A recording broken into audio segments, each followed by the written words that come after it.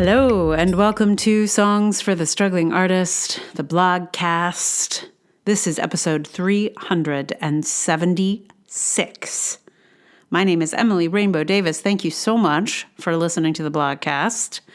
Today's blog is about a series of books that I read. They are books for young people, and there's also a Netflix series about them, which plays a role in this blog post, but not a big one. Basically, I started reading these books, and then I stopped. And then I saw the television show, which was actually better than the books in some ways. And then I went back to the books because I wanted to know what happened next. But you'll hear more about it in the post, which is coming right up. I don't think there's anything more you need to know before I read it to you. I don't think there's any spoilers in this. I will tell you in the piece if there are some, but I don't think so. It's basically just like what the general gist of the story is. So let me read it to you. It is called I Wish Lockwood and Company Would Give George a Break. After I finished writing my novel for kids, I realized I was not particularly well-versed in what kids were reading these days, and so set out to read all the contemporary middle-grade fiction I could get my hands on. Top of my list, The Secret Keepers, The Incorrigible Children of Ashton Place, the Bromeliad Trilogy, The Girl Who Drank the Moon, and Miss Ellicott's School for the Magically Minded. There's a lot of great stuff out there, and they tend to be real page-turners compared to a lot of adult books. One of the books I encountered on my search was The Screaming Staircase, the first book of the Lockwood and Company series. It takes place in a world where children work as ghost hunters because adults can't see spirits. It's somehow both Victorian and contemporary, and has the charming quality of being a workplace story for kids. I know the youth love a ghost, and here kids can see them and hear them and fight them every night. I liked it, in theory, but I wasn't compelled to read more than the first one for some reason, even though the story was clearly not complete after book 1. Then the Netflix series came out, and it was charming, well done, and smoothed out some of the things that had troubled me, so I returned to the books because I wanted to know what happened next. As I've read them, the things that were somewhat slight irritants have gained more power, like a pebble in a shoe moving around and getting more irritating. I suspect these irritants were why I stopped reading the books in the first place, even though there was clearly more story to tell. The chief annoyance is how casually cruel this author is to several of his characters, but especially one in particular. That character is called George. While George is much beloved by this team of ghost hunters, he's also relentlessly teased. In the book I'm reading now, the team are on a field trip to a haunted village, and no one wants to share a bed with George. I guess because he's fat, and they all find him disgusting. Over and over, he is the butt of the jokes, both in the narrative and the commentary of the narrator. The one that made me pick up my pen to write about this was, and I quote, "And in the far corner, it was either the world's biggest salt bomb or George's bottom, poking out from behind a crate of magnesium flares." We know it's George's bottom there. Aren't butts funny? Sure. But in this book, only George's butt is the butt of jokes. Poor George. He is kind and smart, with incredible research skills and a brilliant scientific mind, and he is always treated as the literal and figurative butt of this story. And you know, I know that making the fat kid the joke is a standard comedy trope, but it's a hack move, and not at all kind to this character or any fat kid reading this book. Whenever the author wants to lighten the mood of this scary ghost hunting story full of graves and violence and decay, he resorts to someone making fun of Fat George. George mostly doesn't seem to mind much, but I honestly don't think the author realizes that he could or should mind. The story is narrated by a teenage girl who clearly has some feeling for her teenage boy boss, the titular Lockwood.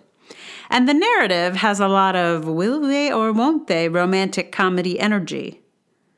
But no one ever imagines she could have or develop feelings for George. It's like he's not a person, just a target for funnies.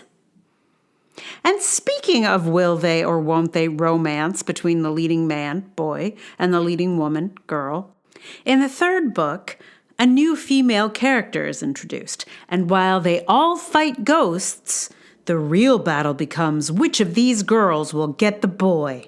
Lockwood, not George, of course.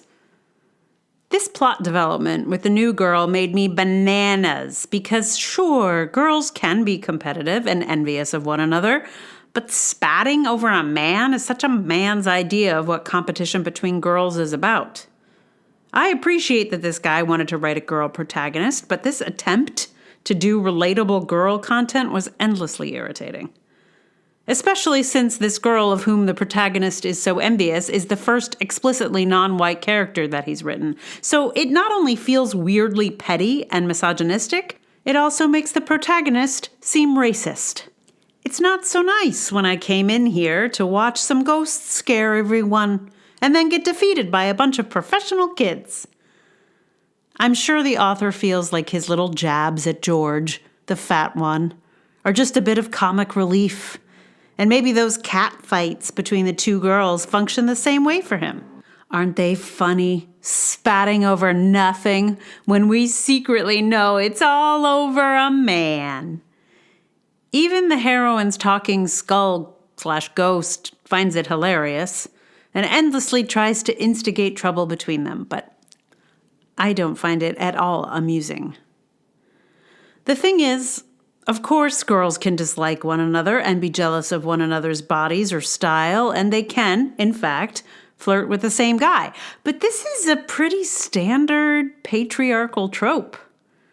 There's only one girl, and when another appears, they will compete for the same leading man. This is why a key piece of the Bechdel test is that the conversation between women that lasts for longer than 30 seconds has to be about something other than a man. And the conversations between the girls in this book do technically pass the Bechdel test, but because the narrator tells us her feelings, we know that the subtext is actually the man, boy. The handsome one with a troubled past, not the nice fat one everyone is disgusted by. And now that I'm looking for it, I notice the erotics of slimness in the language about everyone in this world, but George. And yes, I know, the slenderness is key for a lot of people in understanding who the heroes are. Here's a quote. Even with his coat, his slim, spare form slipped through without difficulty. Oh, did it now? The thing is, this is all very normal. Lockwood and Company is far from the first story to utilize these patriarchal, fat-phobic tropes. But do we have to indoctrinate kids with them so early? It's just so mean. Like at one point, George is trying to understand a carving on a tombstone, and it's described as, he was tracing its shape with a chubby finger. Why can't he just trace it with his finger? His perfectly normal human finger. Meanwhile, Lockwood's are long, quick fingers. I am so tired of fat people being written as jokes, or worse, disgusting, and or evil. So many villains are fat. In this book, too, all the fat ghosts are especially terrible. I am tired of women being pitted against one another. The drama of the two girls is instigated by the two boys hiring the new girl without discussing it with the old girl. That, my friends, is a real setup. Meanwhile, I think these books actually have something important to say about what kids can see and do that adults cannot. I just wish it could do that without throwing George under the bus or relying on sexist girl fight tropes. Maybe the next book will be better. I've started it. It's worse. In the first chapter, the author compares George to a beluga whale. And not in a good way. So since I put this blog up, I finished the 5th and final book of the Lockwood and Company series. And the 5th book was absolutely the worst for George and the fat phobia that is just. It's just like, it's so egregious, you know? Anyway, so I thought since I managed to get this book back through my local library, that I should share some of these horrors with you. Is that nice to do to you? I don't know. Skip these if they're triggering and awful, which they are, so skip them if you want. But if you'd like to get outraged with me, here is George's introduction in book 5. George's steeliness was of a different sort. To strangers, it might have seemed that he had none. He was too soft, too scruffy, too disheveled. If he'd ever knowingly shared a room with a hairbrush, there was precious little sign of it. His doughy, featureless face lacked signposts to a personality, let alone a strong opinion. Even those enemies who knew of his fame as a researcher saw this quality as something negative. They thought him a passive absorber of information, a shuffler of papers, someone better wedged safely in a study chair than facing supernatural terrors in the field. Ugh. And this is not the worst one.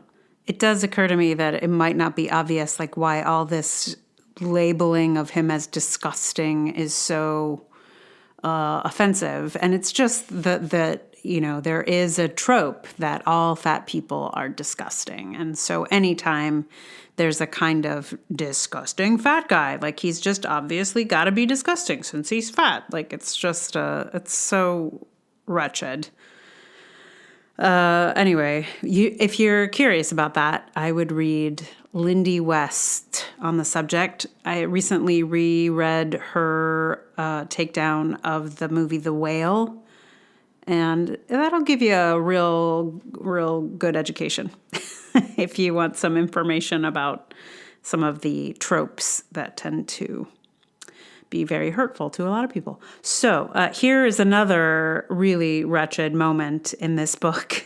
Again, they were all bad. All the books had little moments like this, but it's just like they got so much worse as the books went on. I don't know whether like the author felt suddenly emboldened, like, I finally get to. Anyway, in this part of the book, George is like high on his research skills. Like he's really solved something. He's figuring it out. He's like really cooking.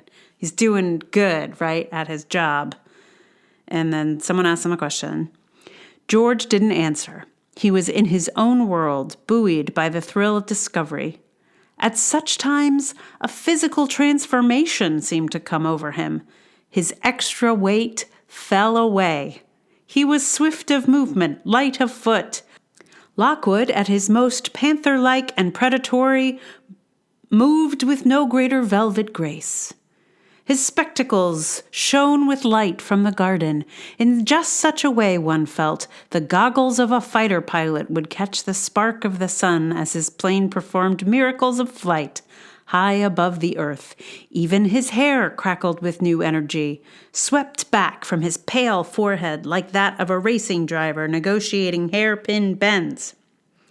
It was as if the sinewy intelligence that lay concealed behind his doughy frame was suddenly laid bare, its quick workings transferred into the deftness with which he organized his papers, flipped from one file to another, danced around the kitchen table, pausing only occasionally to scribble something on the thinking cloth. I mean, this one disgusts me, I think, most of all, because it's like he can't continue to be fat if he's inspired, right? Like they look at him and see his true self beneath. Oh, it's so poor George. I feel for this character so much. I think in the television program they don't do any of this, as I recall. I mean, I didn't notice it. I usually do. So I think they just were like, no. And so I think that's one of the reasons that the show is fine and the book is terrible. They do give George a love interest, sort of, in this. It's this girl who like lives in a swamp and is so smelly. Everyone moves away from her all the time because that's the only person who could be with poor, disgusting George is the dirty, foul-smelling swamp girl. That's who's for him. Anyway, it's really too bad because this book is entertaining. And I enjoyed all the ghosty stuff. But, wow, the fat phobia is off the charts. So, what song, you may wonder, will accompany this bit? Well, I looked at a bunch of ghost songs because these guys are ghost hunters. And then I realized what is the most classic ghost hunting song there is. And then I realized, oh, it's Ghostbusters. And these characters are essentially Ghostbusters, is what I realized. I was like, oh, this is like Ghostbusters for kids, except the kids are like the only ones who can be Ghostbusters because they can see the ghosts and the adults cannot. So at first I thought, oh no, I can't do Ghostbusters. And then I thought, why not? So I have.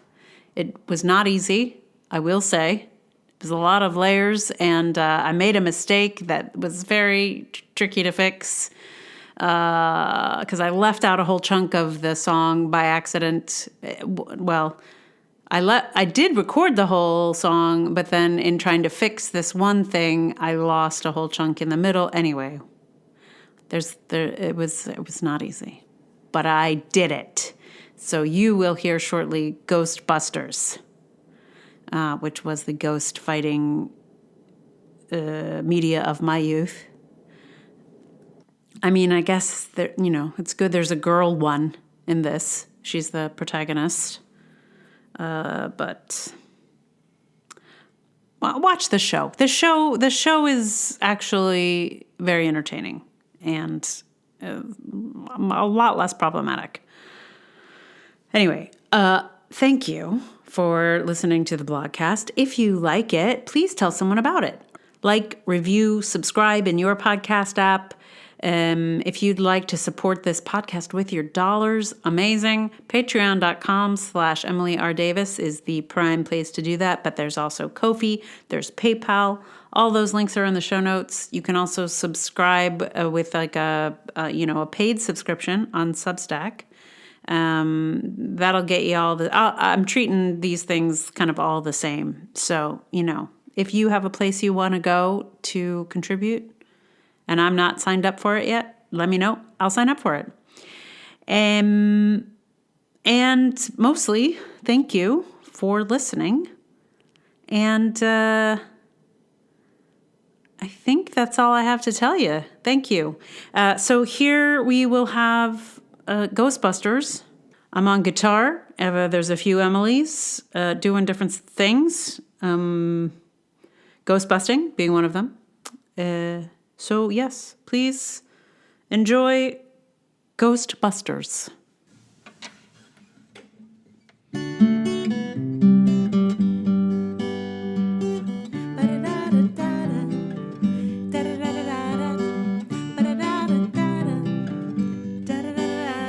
If there's something strange in your neighborhood, who you gonna call?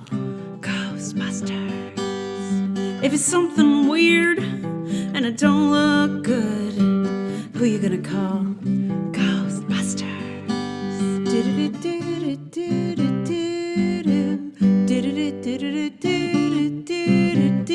I ain't afraid of no ghosts.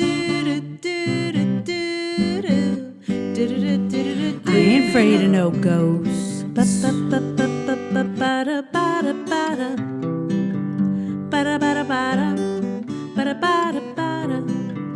Ba-da-ba-da-ba-da. If you're seeing things running through your head, who you gonna call? Ghostbusters. An invisible man sleeping in your bed. Oh, who you gonna call? Ghostbusters.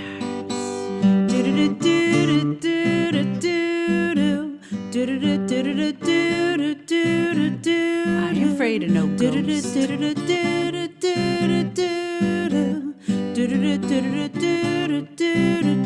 I ain't afraid of no ghosts.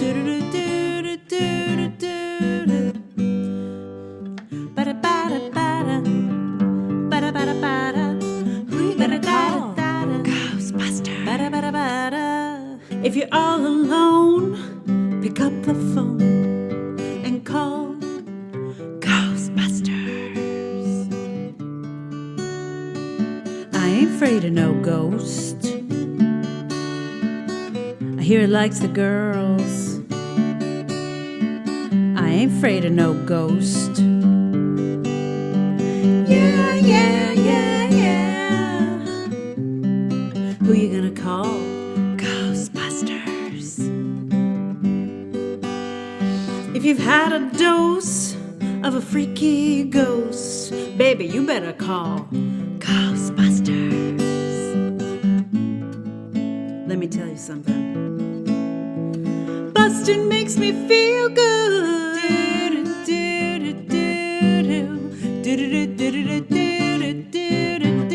I ain't afraid of no ghost.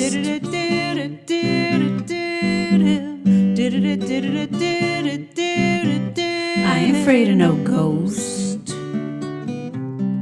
Don't get caught alone, no, no. Ghostbusters. When he comes through your door, unless he just wants some more, I think you better call Ghostbusters. Oh, who you gonna call? Ghostbusters. I think you better call Ghostbusters. Who you gonna call? Ghostbusters. I can't hear you. Who you gonna call? Ghostbusters. Louder. Who you gonna call?